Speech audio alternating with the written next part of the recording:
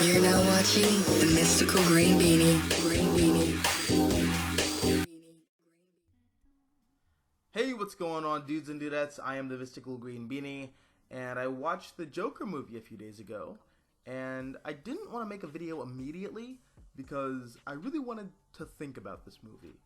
And after watching a lot of other reviews and hearing what other people have had to say about it, both online and in my friend circle, I fall into the category of people who really like this movie, and even though I feel like it didn't necessarily have to be a Joker movie or a film tied to any comic book universe, I'm glad that it was, because this film does the thing that I like when comic book movies do, where it takes the material it's adapting and approaches it not from the angle of a comic book movie, but a genre film. It's why when it comes to comic book films, I much prefer movies like Man of Steel, which is a pulp science fiction alien invasion movie, before it's a superhero movie. Or Logan, which is a western revenge film first, and a superhero movie second. Or hell, even the first two MCU Captain America films, with the first feeling more like a period piece war film, and the second feeling like an espionage thriller, first and foremost, before feeling like superhero films. Because I feel like we can do more with these characters and mythologies on film, rather than adhere to the same formula of the 1978 Richard Donner Superman film, the 2008 MCU Iron Man film, and the 2012 Avengers film. Joker is a psychological crime drama using the character as the Joker and the backdrop of Gotham City to tell its story. And it's wholly original and really fascinating. And it has a lot to say about politics and the way we treat the mentally ill and the way we treat each other. And this movie really clicked with me in a way that really no other major blockbuster film has this year. First off, this film is not what a lot of people were afraid it was going to be. It doesn't paint the Joker in a sympathetic or positive light.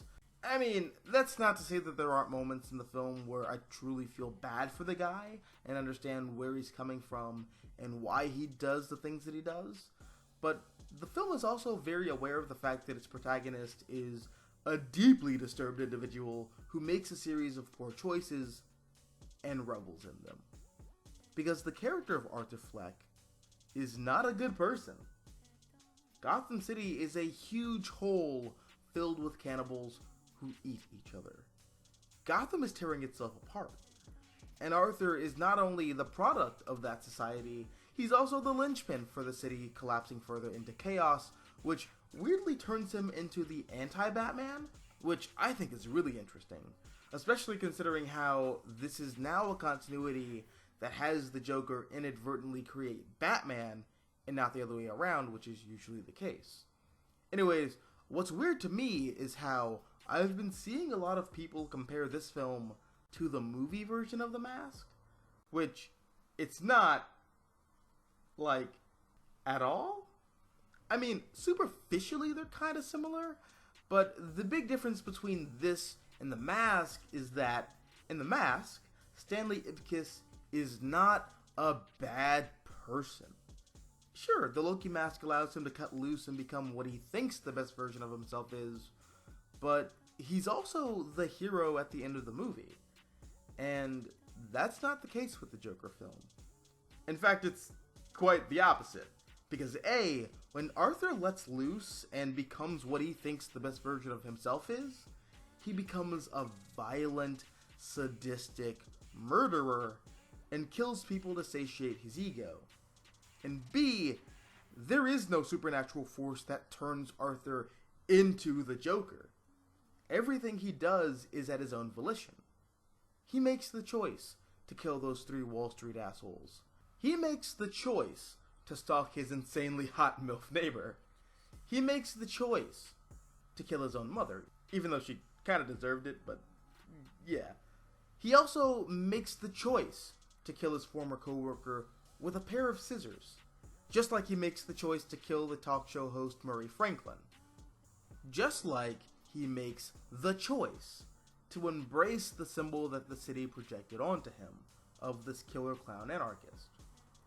The Joker and I can't believe I'm saying this, but welcome to 2019, is a bad guy. Hell, we see this after he guns down those Wall Street guys and runs into a public bathroom. Because instead of feeling remorse or sadness or literally any other rational human emotion, he starts dancing. You know, because he feels liberated. And I don't know how anyone could walk out of this movie thinking that it was glorifying his actions. Especially after Murray Franklin, who was brilliantly played by Robert De Niro, dresses him down and calls him out for being the evil piece of shit that he is. But some folks think that this movie paints the Joker in a positive light, and I just don't get that. I will, however, say this. I think that the speech that the Joker delivers on the talk show was brilliant, and exactly what we needed to hear right now.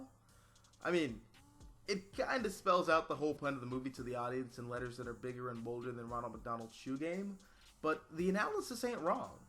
People these days are vitriolic and toxic towards each other, and there is a significant lack of empathy towards one another, especially when it comes to the mentally ill and matters regarding politics.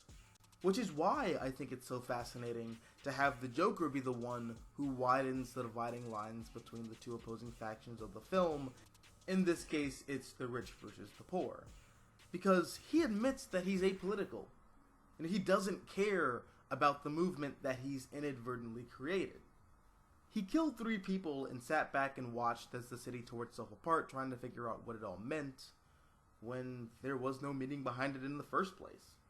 There was no political agenda. It was an act of self-defense turned into an act of malice because he's unhinged. And the reason he's unhinged is because he's off his meds. Because he can't access them anymore. Because the city cut funding for the necessary resources he requires to keep himself from hurting himself and others.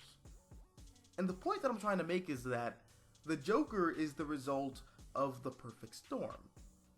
Arthur kills 3 assholes because Gotham's elite is comprised of assholes. And while the rest of the city deify the actions of the killer, the 1% condemn them. And everybody starts using this triple homicide to fuel their own self-sided, self-serving political agenda.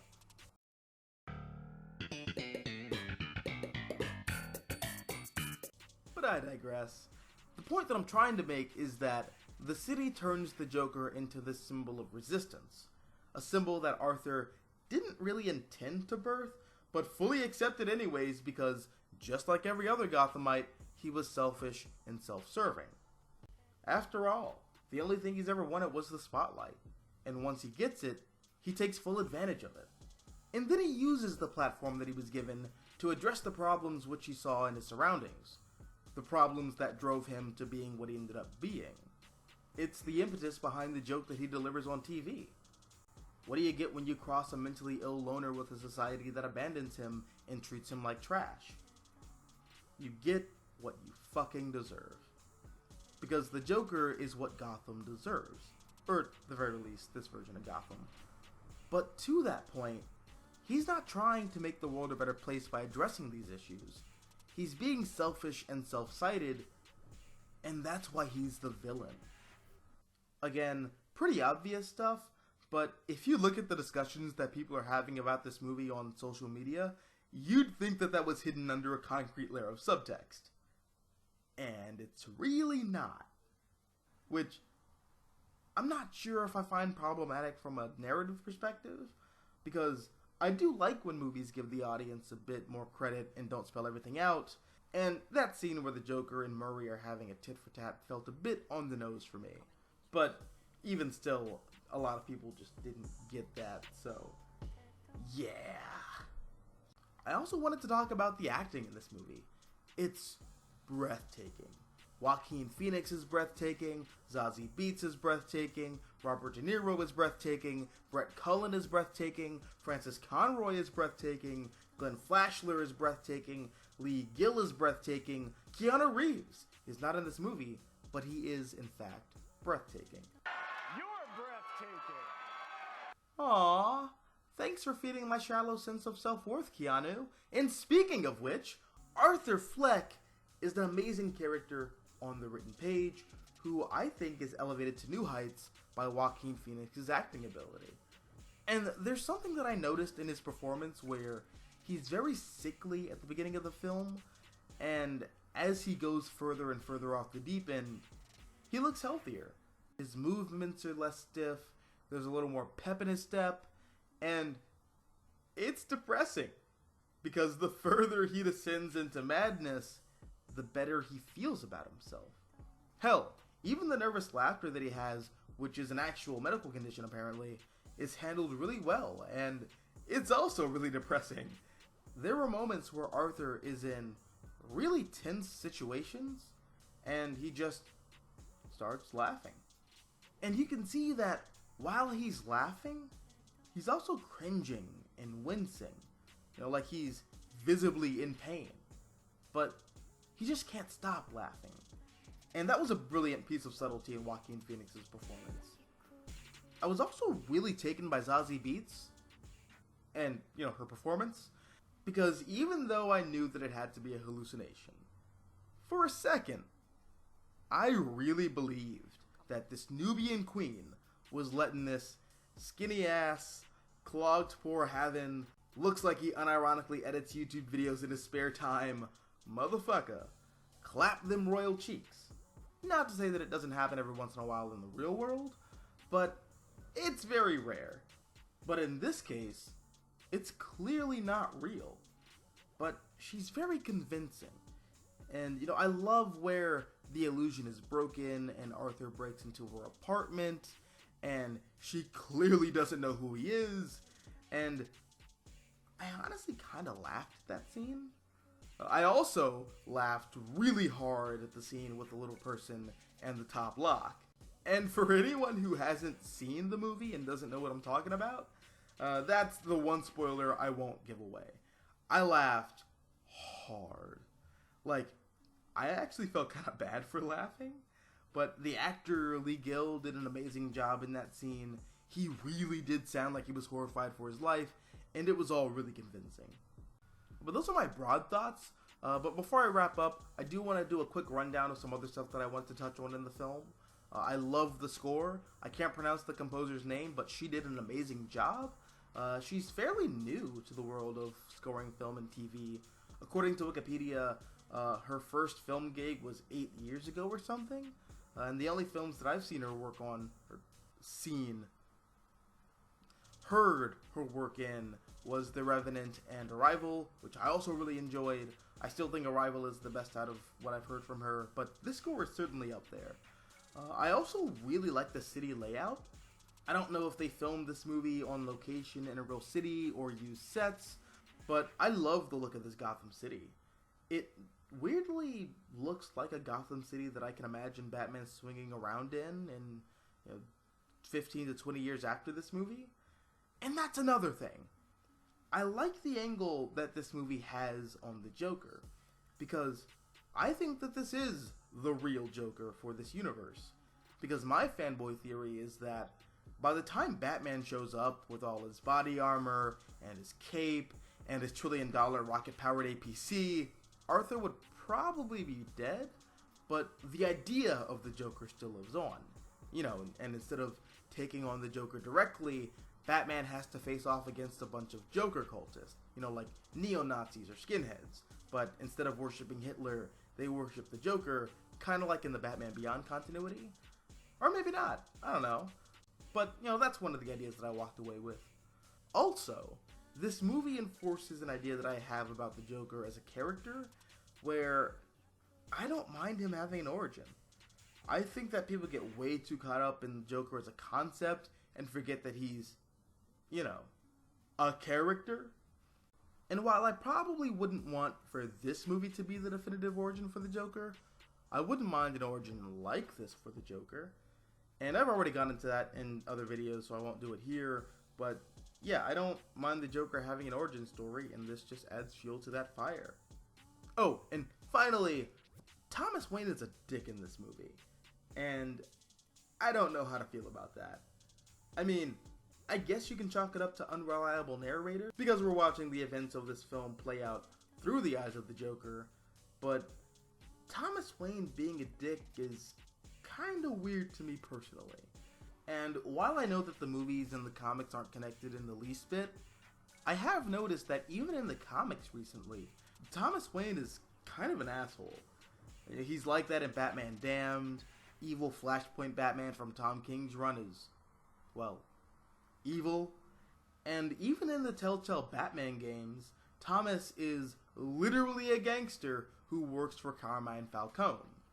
And I don't know, as a comic book fan, part of me feels weird about that because the whole point of the Wayne family is that Gotham's 1% is pure trash, with the exception of the Waynes. But it is what it is, and I thought the interpretation worked for this film. But yeah, man, overall, I really enjoyed this movie.